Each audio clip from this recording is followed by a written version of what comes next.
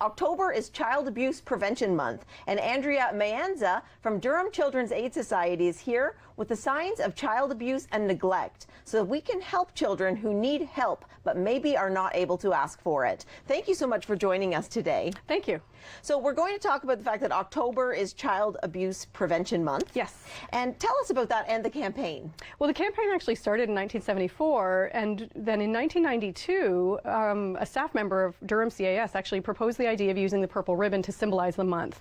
And that has since been adopted across the province, and now agencies across Ontario are using purple to symbolize that month. And so agencies, children's aid societies, and other organizations use the month to raise awareness about how we can all protect children.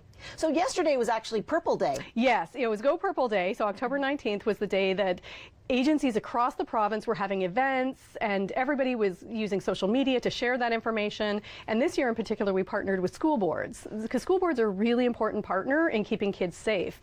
And so school boards, and here in Durham, particularly the Durham Catholic District School Board, was fabulous. And we did photo ops at different schools and had a principals meeting, and everybody was dressed in purple, and they were tweeting out messages, which is fabulous to have that support of raising awareness. So when you're talking about schools, I'm guessing that teachers can really be the eyes and ears, as well as other members of our community. Yes. How much do you rely on teachers and community members to be your eyes and ears on behalf of children? Absolutely. They're a huge partner, because right now teachers and police are probably our biggest source of referrals, because they deal with kids a lot. Teachers obviously spend a lot of time with kids, and so it is a very important partnership in keeping kids safe.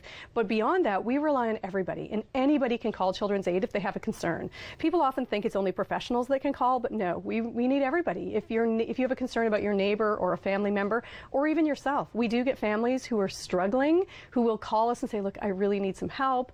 Can you help? And we'll be able to connect them with services. What happens when you call CAS? You would initially speak with an intake worker, and they'll assess the situation. And first off, does it fit our legal mandate? For example, we only investigate concerns of children up to the age of 16. So first, that's kind of the first and foremost. And then, does it fit the definition of the legal definition of abuse or neglect, and is it something that we can look into? And then at that point, the intake worker will investigate further whether it's something we need to really look into, or is it something that we can just connect families with other community support services, and that may end our involvement at that point. And then we just go from there and assess it, and then the worker will continue to work with that family if needed. We were talking a little bit before we went to air, and you said that 90% of the time it's about helping the family. It's not about removing the child from the home. Absolutely. Actually, first and foremost, our goal is always to help the family, and in 97% of the cases, the child never comes into CAS care. So that means the vast majority of the cases, we're able to work with the family, build on their strengths, look at, are there supports and family supports that can help them? Are there other community agencies? Are they struggling financially? Are there mental health issues or substance abuse issues? And those are examples where we can work with the family, connect with community supports, and ideally get CAS out of the picture and get that family strong and keeping the kid in the family home. So how do you spot neglect and abuse? What are some of the things we need to be looking for? There are a number of signs. Some are obvious. Physical abuse, there may be things like bruises and broken bones, but often not. There are often much more subtle signs, and a lot of that information is available on our website, or even just the provincial website, OACAS's website. There's a lot of information about kind of the signs, but it could be, every child could exhibit in a different way. So there may be children who lash out and are angry, or kids who withdraw. So that's just one example. For neglect, that may be a concern where there's ongoing care that the child is not getting. For example, if a child once doesn't show up to school without a coat, that may not be a big deal. But if it's an ongoing concern, if a child is not getting proper care, proper food, clothing, or medical attention on an ongoing basis, that would be something we'd be concerned about. And when you're talking about not getting proper foods, what is that we should be looking for? That would really be some serious, like if the child never has a lunch at school. If there's once that they don't bring a lunch, that happens. My son has done it for his lunch. So, it isn't a one-off. It's more kind of an ongoing concern that the child is not getting proper care.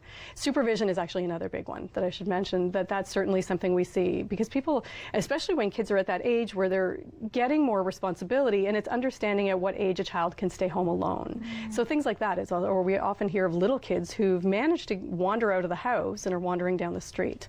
And so then it may just be an issue of working with the parents to talk about the development stages of the child, and look, maybe this 3-year-old has figured out how to open the door. Yeah. So things like that. Right. So it may just be a matter of talking with the parents and providing some information, and then that's it. And so you're really big, and you've mentioned this, that CAS is very big on prevention. So you do have programs even for pregnant women. Yeah, that's one really good example of a preventive program. We have a prenatal program which is designed specifically for women who are pregnant and are struggling with any number of issues, and it would have to be women who are currently not caring for a child, because if they have a child, that may be a child protection concern. But if they're pregnant, and it could be mental health issues, substance abuse issues, domestic violence, and historically we have no mandate because there isn't a child in her care, so it's a voluntary program. So she can that's actually. Amazing that you do have these programs in order to help moms and help children and help families. Yes, we do. Thank you so much for being here today. Thanks. And up next, we have Dr. Eileen Park. We'll be right back. Thanks.